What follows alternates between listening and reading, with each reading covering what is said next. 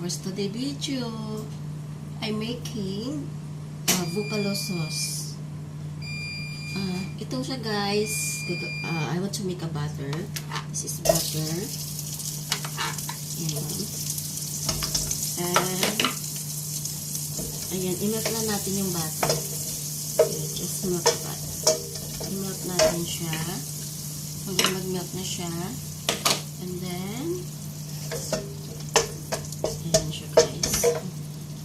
Ito daw lakihan ng apple. Ayan siya guys. I-melt lang natin ito ng gusto.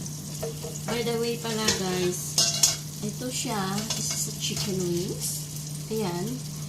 Minarinate ko lang siya ng salt, pepper, tsaka nilagyan ko siya ng konting paprika, and then flour, tsaka may nilagay ako para mag-crispy siya, yung cornstarch, konting cornstarch. Ayan siya guys. Ayan, luto na siya.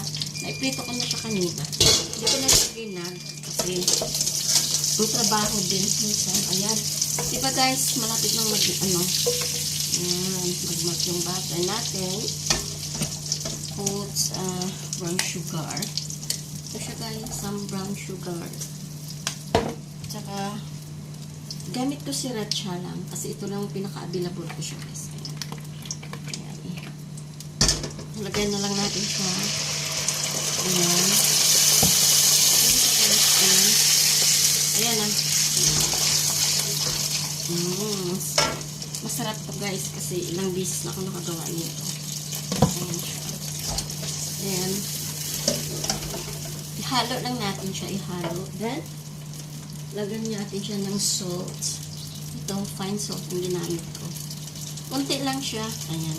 Pangpalasa lang. Ayan siya guys.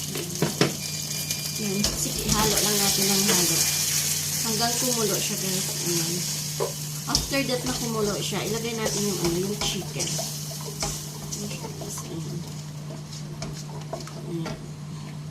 Hintayin na lang natin kumulo siya bago ka i-mix yung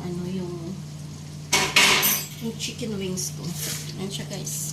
Madali lang siyang gumawa. Super mabilis lang talaga. Mas masarap yung kaso lang sobrang anghang siya kasi to.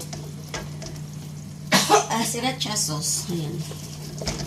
Ayan na siya guys. Kumulo na. Ayan. Kumulo na siya. So, ihalo ko na yung yung chicken wings. Mabilis na ito. Medyo ilay ko ng big fire kunti para maihalo.